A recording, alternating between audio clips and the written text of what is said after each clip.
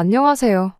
없는 형편에 두 사람 힘을 합쳐 열심히 살면 사는 게 조금 고달플지언정 같이 고생하는 만큼 행복하게 잘 살 수 있을 거라 믿었는데 이렇게 파혼하게 되다니. 결혼 준비하면서 파혼하는 사람들이 그렇게 많다는데 그게 제 이야기일 줄은 한 번도 생각해 본 적 없었어요. 말씀드렸다시피 저희 집이나 예비 신랑 집이나 형편이 그렇게 넉넉한 편은 아니에요. 굳이 따진다면 저희 집이 예비 신랑에 비해서 조금 더 나은 편이긴 해요. 재산이나 그런 게 더 많아서 형편이 낮다기보단 저는 외동인데 예비 신랑은 밑으로 동생이 둘이나 더 있거든요. 예비 신랑이 취직하자마자 집에서 나와 혼자 지내고 있는 것도 그 이유가 가장 커요. 부모님 집에서 살면 생활비야 조금 덜 들겠지만 동생들 용돈 챙겨주고 부모님 생활비 보태드리고 하면 모으는 돈이 하나도 없겠다 싶었고 차라리 월세 20만 원 내고 혼자 지내는 게 더 싸게 먹힌다는 계산이었거든요. 저도 직장 생활 시작하면서 그때부터 집에서 나와서 살기 시작했어요. 하지만 예비 신랑과는 상황이 많이 달랐죠.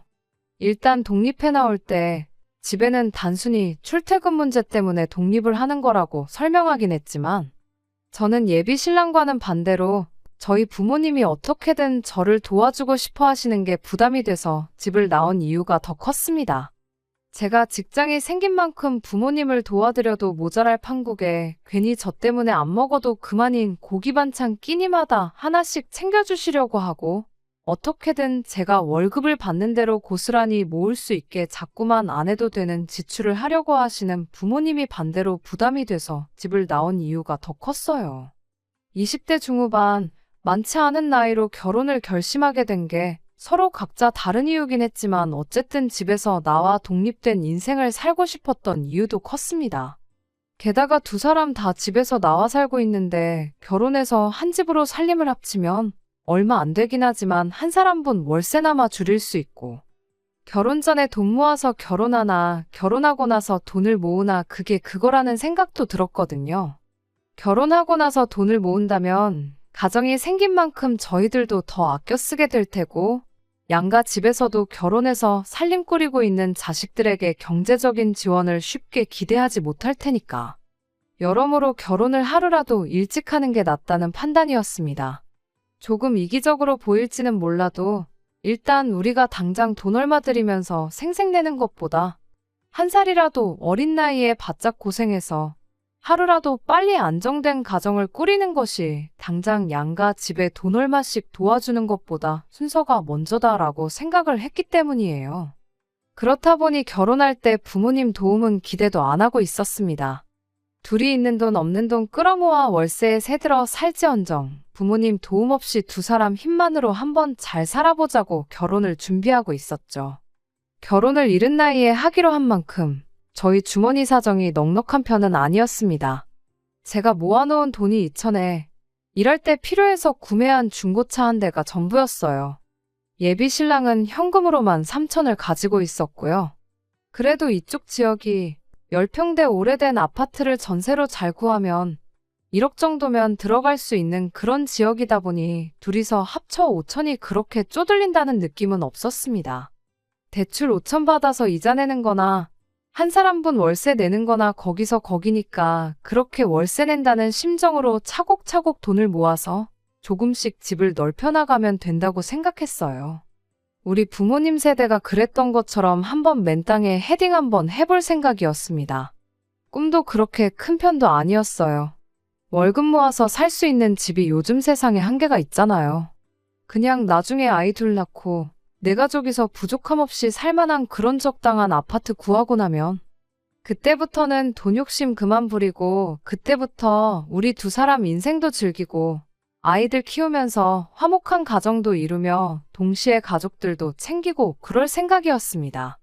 결혼 날짜를 비수기로 잡으면 또 생각보다 많이 아낄 수 있었다 보니 결혼식 날짜 잡는 것도 서두를 게 없었죠.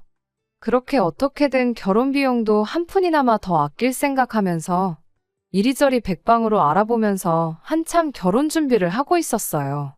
그렇게 한참 결혼 준비하면서 열심히 인생을 살아가던 중 어느 날 예비 시어머니하고 한번 같이 식사 자리를 갖게 된 적이 있었습니다. 예비 신랑도 그간 바빴던 건지 예비 시댁에 한 달 반, 거의 2달 가까이 발길을 못했던 것 같아 보였어요. 예비 시어머니가 예비 신랑한테 먼저 얼굴 까먹겠다는 말을 꺼내셨고, 예비 신랑도 예비 시어머니한테 요즘 통 바빠서 시간이 나질 않는다며 그간 어떻게 지내셨냐 안부 인사를 물었습니다. 그리고 그 질문에 예비 시어머니가 툭 던지듯 말 한마디를 꺼냈습니다. 이 모든 일의 시작이나 마찬가지인 말이었죠. 니들 결혼한다고 요즘 집 알아보러 다니느라 아주 피곤해 죽겠다고 그런 말을 꺼내왔으니까요. 생각도 못한 말에 저희 둘 다 깜짝 놀랐죠. 집안 형편 힘들다고 땡전 한 푼 받을 생각도 없었는데 난데없이 집을 알아보고 계신다니까 말이에요. 안 그래도 그때쯤 저희가 신혼집 하면 좋겠다고 이래저래 알아보던 아파트가 하나 있었는데 알아볼 필요도 없이 그 집을 해주시면 안 되겠냐 말할까 말까 엄청 고민을 했어요. 왜냐하면 예비 신랑이랑 제가 다니는 회사가 서로 위치가 다르다 보니까 신혼집을 구하는 데 있어서 위치가 중요한 고려사항 중 하나였거든요. 물론 제가 차가 있는 만큼 신혼집 위치가 어디든 간에 조금 유리한 편이기는 했지만 그래도 일할 때도 하루 종일 운전해서 다니는데 출퇴근 거리라도 조금 가까웠으면 싶은 욕심이 있었거든요. 그런데 예비 시어머니는 그런 부분은 하나도 모르는 상황일 테니까 집을 어디에 구해야 하는지는 생각도 못하고 계실 거 아니겠어요? 그래도 일단은 입 꾹 닫고 가만히 있었죠. 그런 거에 대해서 이야기를 꺼낸다면 그건 제가 아니라 아들인 예비 신랑이 물어보는 게 맞다고 생각했거든요. 하지만 예비 신랑은 그날 우리 신혼집에 대한 이야기를 꺼내지 않았어요.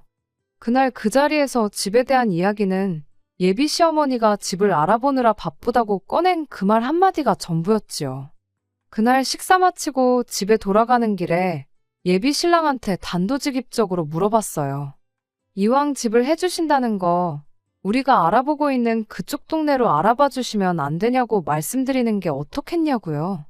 그런데 예비 신랑이 그건 좀 그렇다며 한 발 빼더군요. 예비 시어머니 예산이 얼마인지도 모르는데 너무 우리 요구사항을 먼저 말하는 게 좋아 보이지는 않는다면서요. 먼저 어머니가 집을 알아봐 오시면 그때 우리한테 해주려는 예산이 얼마나 되는지 그런 게 대충 감이 오지 않겠냐고. 우리 모아놓은 돈도 있고 대출도 받을 계획인데 그런 거 다 감안해서 예비 시어머니가 우리한테 해주려는 돈이 대략 얼마인지 감을 잡고 그때 가서 말을 꺼내도 늦지 않다는 거예요. 그때는 남자친구 말이 충분히 합리적이라고 생각해서 그렇게 하기로 했습니다. 뭐 저라고 당장 2천만 원 가진 게 전부인데 거기다 대고 감이 좋다 배가 좋다 하는 것보다 나중에 결혼했을 때 시어머니와의 관계나 그런 것까지 생각해보면 일단 당장 내 의견을 고집하지 않는 게 좋다는 생각이었거든요. 그리고 저는 그 길로 부모님 댁에 들러서 이 이야기를 전했어요.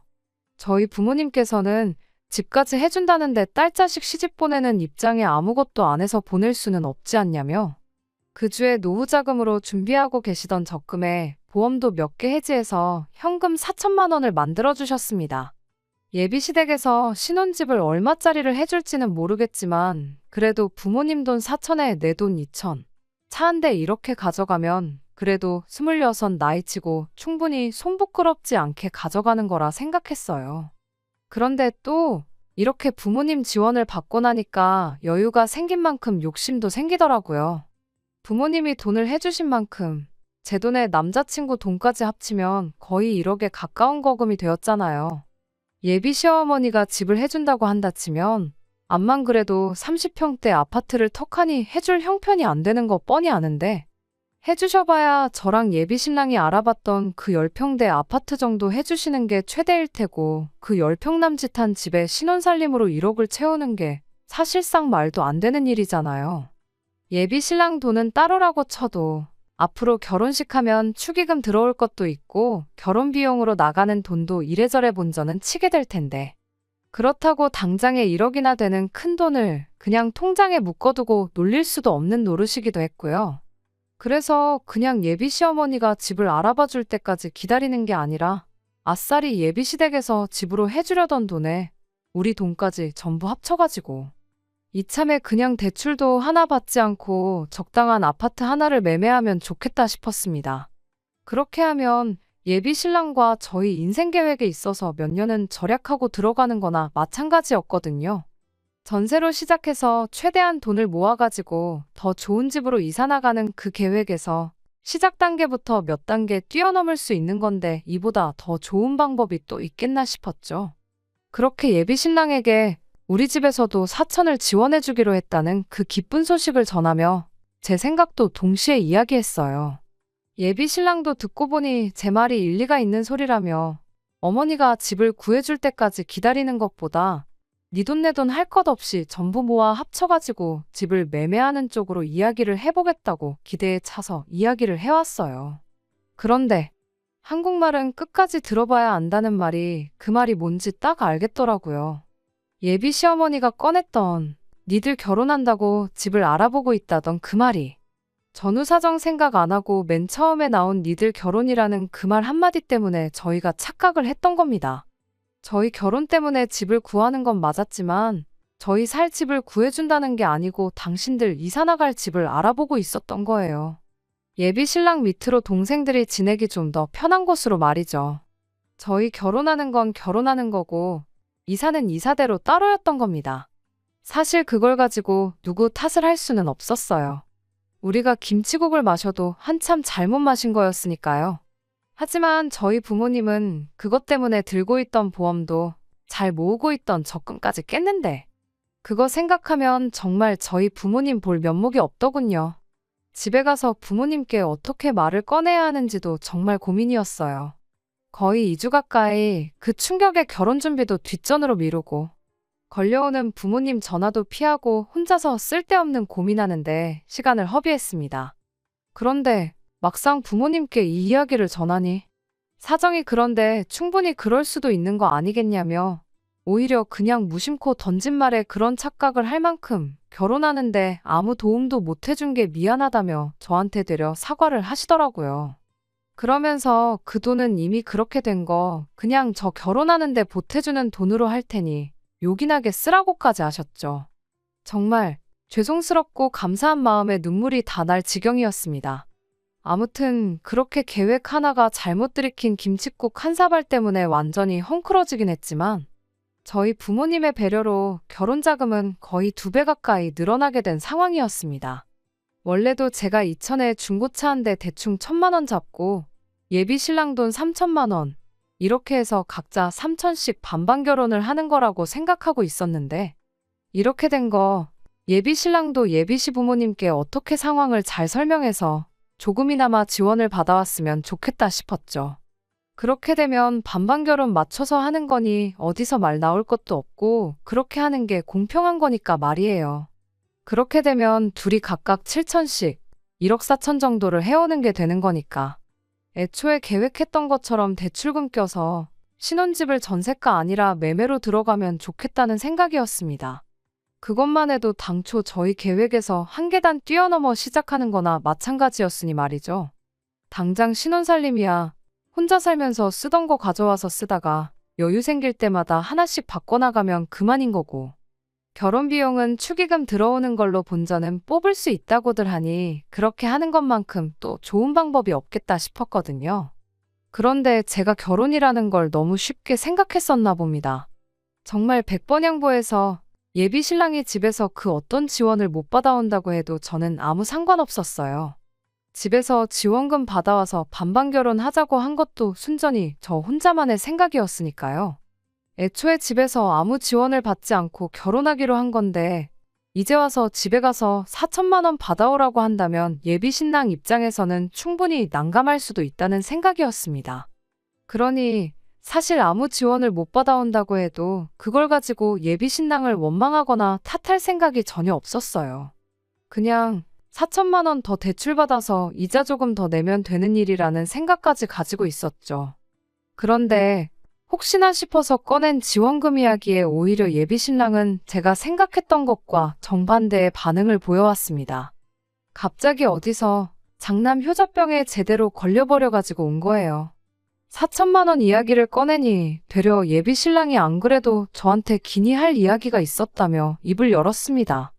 집에서 지원을 받아오는 게 아니라 자기가 결혼 자금으로 모아놓은 3천만 원을 자기 가족들한테 주고 싶다는 거예요. 그게 무슨 소리냐 했더니 자기가 너무 돈 생각만 해서 여지껏 가족들을 너무 모른 척 했던 것 같다는 겁니다. 이제 와서 부모님이 왜 이사를 가시는 건가 생각해봤다는 거예요. 자기가 집을 나가 산 지도 어언 3년 차가 되어 가는데 동생들 편하게 해주려고 이사를 가는 거면 갔어도 진작에 갔으면 됐었다는 거죠. 그래서 그 이유를 예비 시어머니한테 여쭈어 봤는데 어머님 대답이 이랬답니다. 혹시나 예비 신랑이 혼자서 사는 게 너무 고달프고 힘들면 집에 돌아오고 싶어 하지 않을까봐 이사를 못했다는 거예요. 예비 시댁이 예비 신랑이 다니는 회사랑 거리가 그나마 가까운 편이거든요. 말인즉슨 동생들 공부 때문에 이사를 하게 된다면 동시에 예비 신랑네 회사랑 거리가 크게 멀어진다는 거죠. 그럼 예비 신랑이 혼자 지내는 게 힘들어서 집에 돌아오기로 결심했을 때 회사까지 거리가 멀어진 만큼 몸이 고생을 한다는 소리인 거고요. 그런데 이번에 결혼을 하기로 한 만큼 더 이상 남자친구가 돌아올 집이 필요가 없어진 거나 마찬가지니 그제서야 어머님이 다른 두 자식들 지내기 편한 곳으로 이사를 나갈 결심을 하셨다는 겁니다. 자기는 그간 가족들한테 돈 얼마씩 쓰게 될 게 싫어서 집을 뛰쳐나온 건데 정작 내 가족들은 자기 때문에 불편하고 힘든 거 감수하고 버티고 있었던 거 아니겠냐고. 한동안 그거 생각하니 밥도 잘 안 넘어가고 그랬다더라고요. 그러다 제가 부모님께 예비 시어머니가 알아보고 있다던 집이 우리 신혼집이 아니라 새로 이사갈 집이라던 말을 어떻게 꺼내야 하나 고민하던 그 사이에 예비 신랑은 어머님을 따라서 가족들과 새로 이사가기로 했다는 집을 따라다녀왔다는 겁니다. 위치적으로 보나 뭘로 보나 먼저 살던 집보다 좋았는데 딱 하나 마음에 걸리는 게 있었다는 거예요. 그 집에 먼저 살던 사람이 아파트가 지어졌을 때부터 여지껏 쭉 그 집에서 살았답니다. 어르신분이라 집이 썩어가는데도 아랑곳하지 않고 집 한 번 안 고치고 쭉 말이에요. 그래서 집골이 아주 말이 아니었다는 겁니다. 벽지 여기저기 가구가 놓여있던 자리 뒤쪽으로 곰팡이가 쓸어있고 샤시도 녹이 슬어서 썩어있다고 해도 무방할 정도로 말이에요. 그래서 생각한 게 얼마 못 모아놓은 자기 돈이나마 가족들한테 전부 주고 싶다는 겁니다. 그 돈으로 집 고쳐서 살라고 말이에요. 곰팡이 쓸어있는 부분은 벽지로 새로 덮는다고 나아지는 게 아니라더라고. 그게 또 건강에도 그렇게 안 좋다지 않냐면서 결혼하면서 마지막으로 가족들한테 큰 거 선물 하나 해주고 싶다는데 마음이야 이해가 가지만 어이가 없었어요. 우리가 일찍 결혼하기로 정했던 게 그만큼 빨리 가정을 꾸려서 우리 삶의 안정도 찾고 그걸 기반으로 가족들도 도와주기로 했고 그런 거잖아요. 그러니까 말인즉슨 마지막으로 도와주자는 게 아니라 시작부터 있는 돈 다 퍼주고 시작하겠다는 소리나 마찬가지였죠. 여지껏 가족들한테 땡전 한 푼 주기 싫다고 독립해 나와서 살았으면서 이제 와서 그게 후회된다고 얼마 안 되는 돈이나마 전 재산을 퍼주겠다고 하니 어이가 없었죠. 예비 신랑한테 나라고 우리 부모님 안 도와주고 싶겠냐고. 일단 우리가 먼저 자리를 잡는 게 우선이고 도와드리는 건 그 다음이 되는 거 알고 있지 않느냐고 했더니 그 말에 한다는 소리가 글쎄. 제가 부모님한테 받아온 돈 4천을 안 쓰고 돌려드리면 똑같아지는 거 아니냐입니다. 그게 무슨 어린 반푼어치도 없는 소리냐 했죠. 그랬더니 예비 신랑이 이해가 안 되냐면서 그 돈을 돌려드리면 저희 부모님한테는 여유자금이 4천이나 생기는 거 아니냐고. 자기가 가족들한테 자기 돈 해주는 거랑 따지고 보면 똑같은 거 아니냐는 거예요. 어이가 없어서 너는 계산을 할 줄 모르는 거냐 아니면 네 편한 대로 계산을 하고 있는 거냐 한마디 따졌습니다. 애초에 없던 돈이 생긴 건데 나는 0이 되는 거고 너는 마이너스가 되는 건데 그게 어떻게 똑같을 수가 있냐고 계산 똑바로 하고 떠들라고 했죠. 멍청이가 아니고서야 계산을 그렇게 할 리가 없을 텐데 예비 신랑도 그걸 상정 못했다고 생각하지는 않습니다. 그냥 이제 와서 가족들한테 어떻게 퍼주고 싶으니 말도 안 되는 억지를 부리는 거라고 생각했어요. 아니나 다를까 예비 신랑이 입에 거품을 물면서 저한테 따지고 들더라고요. 어차피 그 돈 없이도 하기로 했던 결혼인데 이제 와서 그게 뭐가 중요하냐고요. 세상에 돈 3천씩 들고 결혼하는 사람들이 어디 있냐고. 자기 3천이 있으나 없으나 그렇게 큰 차이는 없다는 겁니다. 당초 계획이 전세대출 받아서 1억짜리 집에 들어갈 계획 아니었냐고. 5천을 대출받나 1억을 대출받나 이자 내는 거 계산해보면 그렇게 큰 차이가 나는 것도 아니랍니다. 그러니 정모하면 부모님 돈도 돌려드리고 저도 제 모은 돈까지 부모님한테 드리라고. 그리고 아예 돈 빵원으로 한번 시작해보자면서 끝까지 자기 돈은 가족들을 위해 써야만 하겠다네요. 이날이 때껏 가족들한테 땡전 한 푼 해주는 게 아깝다고. 혼자 지내는 월세에 생활비까지 부담해가며 혼자 쓰고 싶은 대로 펑펑 쓸 때는 언제고. 이제 와서 갑자기 장남 효자병이 걸려서 가족들한테 퍼주지 못해 안달이냐고. 그렇게 가족들 생각에 눈물이 앞을 가리면 그냥 맨몸으로 결혼하는 게 아니고 지금부터라도 가족들 뒷바라지 하면서 살라고 결혼도 없었던 일로 하자고 한마디 해줬습니다. 그런 제 말에 예비 신랑은 눈 하나 깜짝 안 하고 그러자고 되려 큰 소리를 치더군요. 결혼 준비만 거의 반년을 넘게 하고 있었는데 그 기간이 무색하게 파혼하고 끝내버리는데 단 하루밖에 걸리지 않았습니다. 처음에는 진짜 파혼하게 된 건가 싶고 연애 시작했을 때부터 결혼 준비하던 때까지 일들이 다 거짓말 같고 믿을 수가 없었는데 며칠 지나지 않아서 그런 마음은 사라지고 오히려 속이 후련해지더라고요. 시작부터 이 모양인데 앞으로 봐야 할 더러운 꼴 생각해보면 차라리 이렇게 된 게 나중 가서 같은 이유로 이혼하는 것보다 100번 나은 게 아닌가 싶었거든요. 그런데 그렇게 일주일 지나서 예비 신랑이 저희 집까지 찾아와 저한테 싹싹 빌기 시작했어요. 집단에는 연애하면서 몇 번 말다툼 했던 거랑 똑같은 거라 생각했나 봐요. 그런데 며칠이 지나도 제가 연락도 다 무시하고 그러고 있으니 사태의 심각성을 그제서야 깨달았는가 보더라고요. 그날 사과를 했어도 모자랄 판에 이젠 파혼으로 협박까지 하려는 사람인 걸 알았는데 이런 사람과 결혼할 이유가 하나도 없다 싶었어요. 그렇게 예비 신랑한테 구질구질하게 집까지 찾아오지 말라고 가서 가족들 뒷바라지나 실컷 해주라고 속 시원하게 한마디 해주고 얼굴에 소금까지 뿌려줬어요. 재수 온 붙는다고 얼른 꺼지라고요. 26 나이로 부모님 신세지기 싫다고 걱정 끼쳐드리기 싫다고 뭐 하나 가진 거 없는 상태에서 결혼하려고 했던 게 참 후회가 됩니다. 오히려 그것 때문에 부모님이 제 걱정만 실컷 하게 만든 격이니 말이에요. 옛날이면 진작에 결혼해서 벌써 애도 있을 나이긴 하지만 지금은 그렇게 많은 나이도 아니잖아요.